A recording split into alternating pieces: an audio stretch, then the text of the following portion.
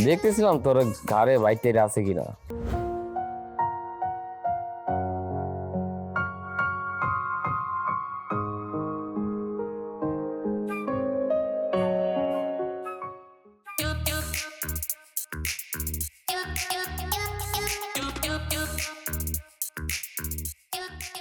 তোর জায়গা তো এখানে না রে, তোর জায়গা তো চিড়িয়াখানায়। আরে এখানেই চিড়িয়াখানায় তো আর তুই নাই রে। তো এইভাবে কি দেখতেছিলি?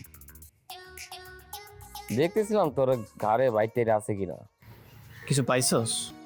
দেখলাম কিছুই পাইলাম না, পুরোই খালি। একটা সত্যি কথা কি জানিস, দুঃখের কষ্টের মোমেন্টগুলা কেউ জানতেও চায় না, জিজ্ঞেসও করে না।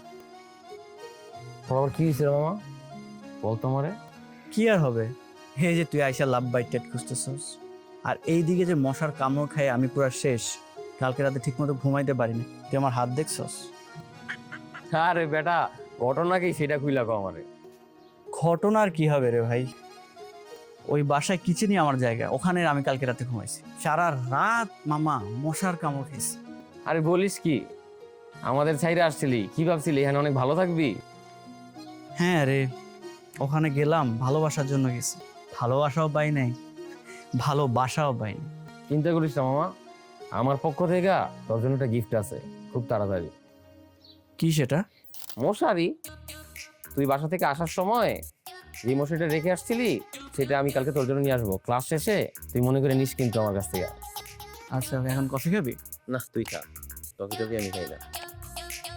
আচ্ছা তোর খাওয়ার দরকার নেই, ক্লাসে দেরি হয়ে যাচ্ছে। ওকে।